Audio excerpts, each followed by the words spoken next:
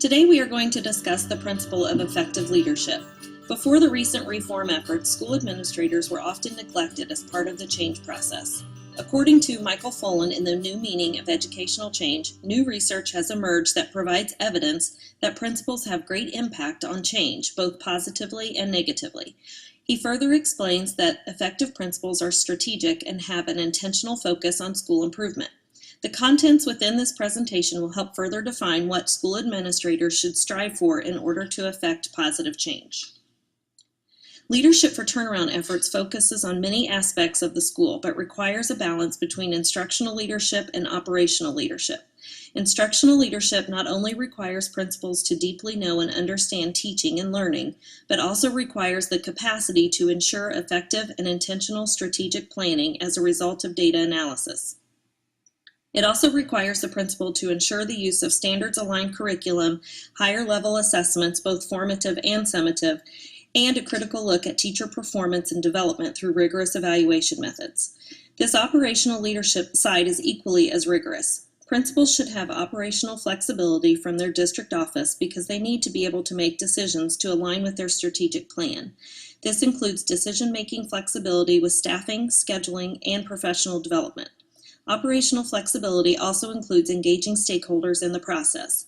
This means that not only are parents engaged in the process, but community supports, businesses, and neighborhood members are included as partners to support the growth of students. Let's dig more into each of these areas a little bit deeper. In the upcoming slides, we will discuss specific examples that are provided to focus on priority schools as a highly effective practice of leadership. Let's begin with developing a mission and vision for the school. It is important that multiple stakeholders be involved in the process and that the mission and vision is consistently communicated and referred to with students, staff, and stakeholders so everyone knows the direction of the school. This mission and vision then leads to all future development of strategic planning. Staff should also be able to articulate the expectations, goals, and give a current picture of the performance of the school. Once the mission and vision is created and the principal has collaboratively developed a shared set of expectations and beliefs, the school can begin the strategic planning process. A great school improvement plan is not one that is written, turned in, and set on a shelf. Rather, it is one that is flexible and revisited often. Keeping the goals of your strategic plan in front of you and your staff at all times is important to drive school improvement. Part of this process is to regularly review and analyze multiple forms of data in multiple areas. Having data protocols as part of your school culture ensures that the school improvement plan is being looked at and followed. Everyone is looking at data, including students. In addition to having a data-driven culture, it is important for principals to make sure that there is a welcoming and safe culture at the school. This means that the school and staff feel safe and visitors feel welcome when they come in. To accomplish this, the principal ensures that an effective behavior system is in place and followed consistently.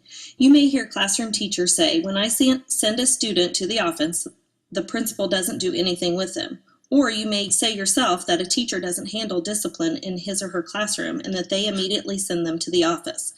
Having a shared set of expectation on behavior is critical. Students will know from class to class what the procedures, rules, and consequences are, and they can articulate those expectations. Having these things in place is not enough, however. It is important for the building leader to continuously conduct those reviews of climate and culture of the building. This refers back to the data piece mentioned earlier. Effective leaders should consistently ask themselves, how are we doing and what can we do to improve? Looking at behavior referrals, climate surveys, safety checks, and in general talking to stakeholders are an important part of improving school climate. Principals will need to include families in this endeavor also. This should not be a one-way street of principals sending information home, but truly inviting families to be part of the decision-making process.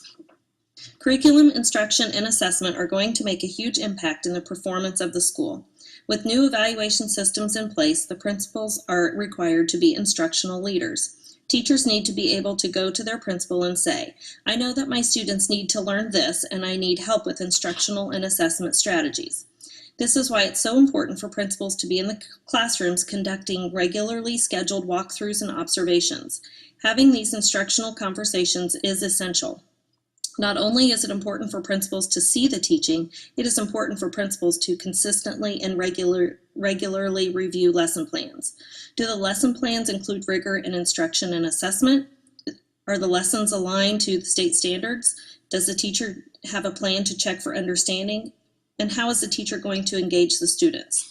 All of these data collected from these observations and lesson plan reviews will help drive professional development.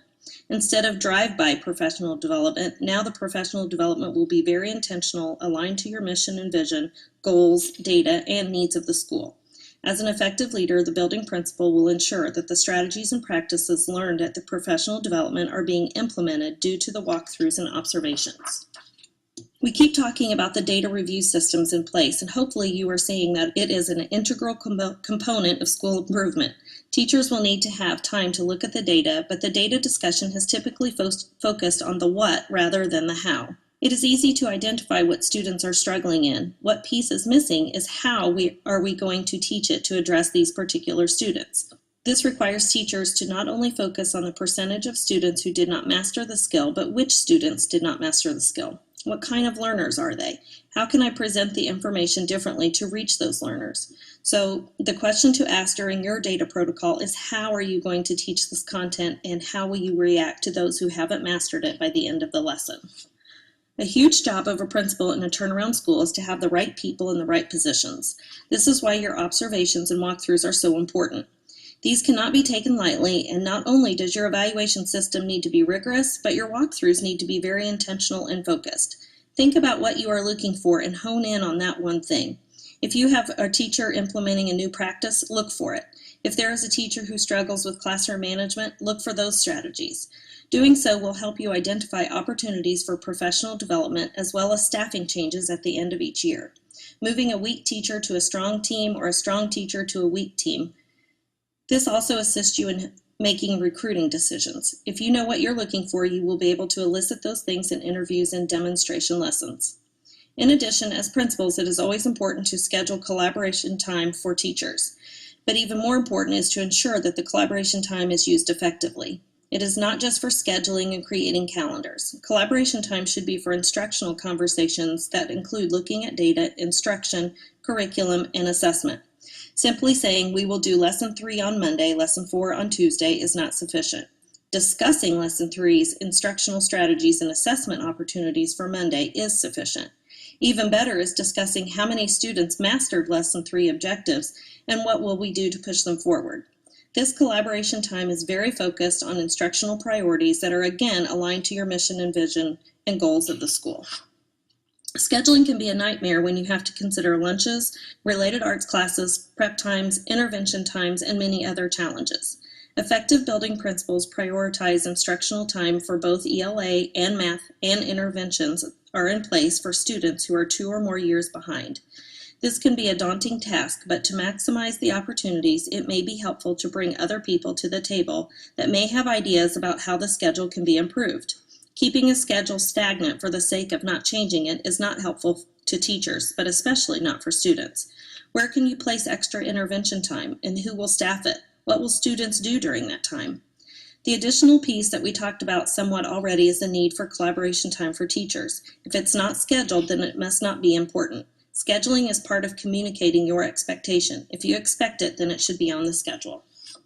As mentioned before, family engagement should be a two-way street involving families in the decision-making process. Often principals communicate well with parents by sending information home, calling, putting information on their website. But effective leaders bring families and community members to the table to discuss student needs and involve them in goal setting. These extra stakeholders may have a different cultural background that could provide some insight on some of your students. They also may know of different community resources available. You may decide to do a quarterly coffee talk or monthly family nights. Whatever the vehicle, how are you eliciting their ideas and input as a result of sharing your school's data? How are you building partnerships in the capacities of parents to help at home? How are you building partnerships with community resources? I hope that these ideas have inspired your thinking and planning in regards to effective leadership. There is a comprehensive list of resources available on the outreach page to further help your understanding of this turnaround principle, as well as resources to utilize to drive improvement. Please don't hesitate to contact your region's outreach coordinator for additional resources and support.